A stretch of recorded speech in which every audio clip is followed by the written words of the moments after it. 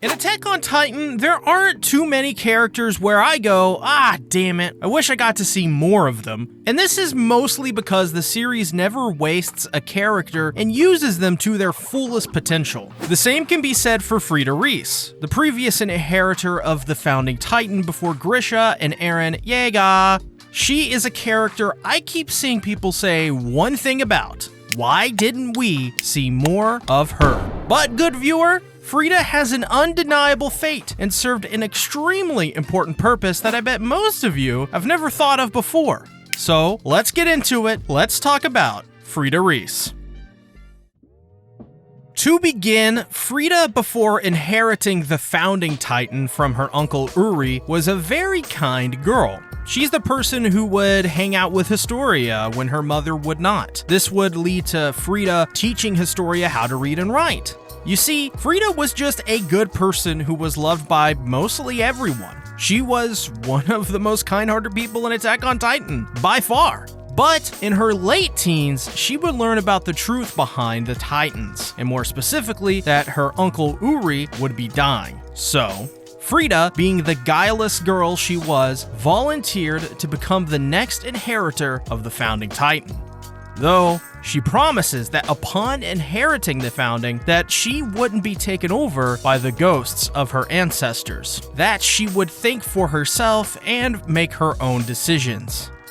This, sadly, would never happen, because as Frieda would inherit the founding Titan, she also would inherit the First King's will. This is essentially the will of Karl Fritz to let the Eldian race die and succumb to the centuries of anguish they caused around the world. Anyone who was of royal blood were essentially brainwashed into believing that there is nothing anyone could do for the Eldian race. She would also inherit the power to change the memories of the Eldians, which she would eventually do to Historia. Though, the most important, she would inherit the history of the world, of every founding Titan holder which had come before her. With this knowledge, she chose not to share it, though this would be proof of her having these memories in the first place. So, in a sense, Frieda Reiss became a living book of knowledge and history, a compendium, though was forbidden to ever share it. Though most importantly, her personality would change to one that was unlike the Frieda of before. She became withdrawn, depressed, and seemed to take on all of the very same beliefs that the First King Fritz held. Once again, this was all due to the will of the First King. Frieda changed to become the very thing she swore she wouldn't be.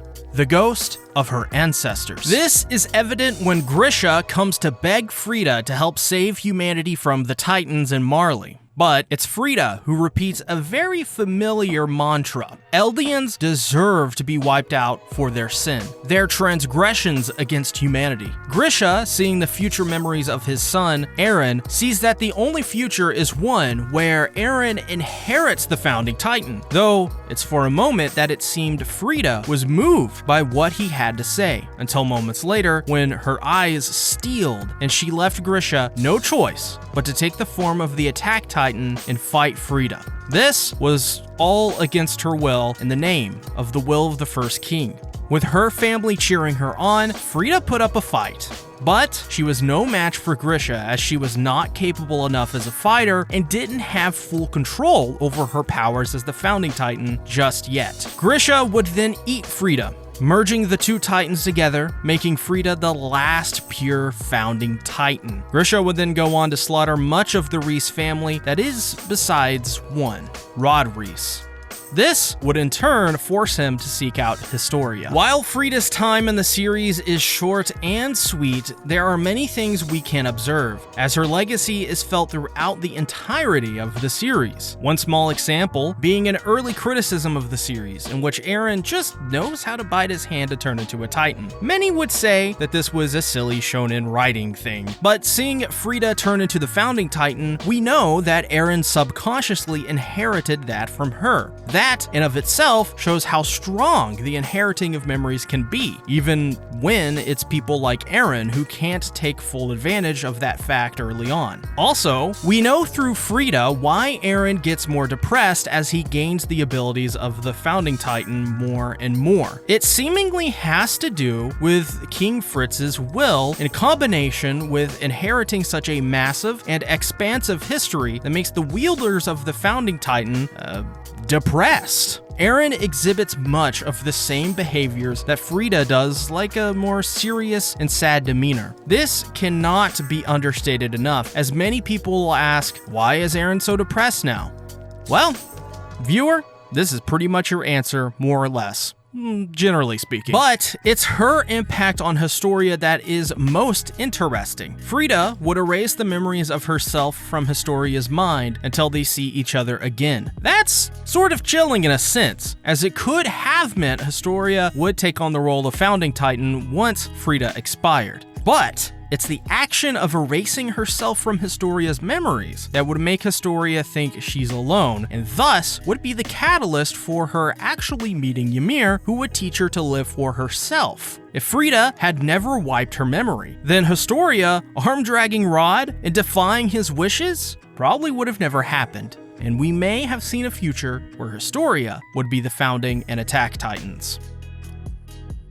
The best way to understand Frieda Reiss in Attack on Titan is that she was born with an undeniable fate. She was meant to die in the way that she did to assure the future that Eren wanted. It was predetermined. She was never meant to exterminate the Titans. She could never achieve such a feat with King Fritz's will stopping her from doing so. Frieda could only do as the ghost of her ancestors did, and become yet another cog in the machine of the Reiss family lineage. Never meant to do great things, never meant to free the Eldians from a centuries-old curse, never meant for anything than to be the last in a very long line.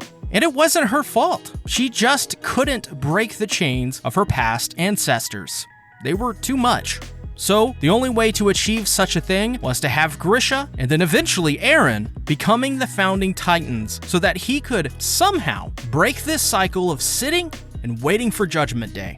Frieda Reiss did live to her potential in that sense, and once again, the world of Attack on Titan punishes the good people. And in that instance, it was most undeserving. I hope you enjoyed this video. I know it's not as detailed as my other videos, but to be fair, any video solely focusing on Frieda is probably going to be on the shorter side of things. Either way, I hope you enjoyed it, and if you appreciate the content I make here, I just started a Patreon, so consider becoming a patron to gain access to tons of stuff, including an exclusive One Piece series. Tschüss!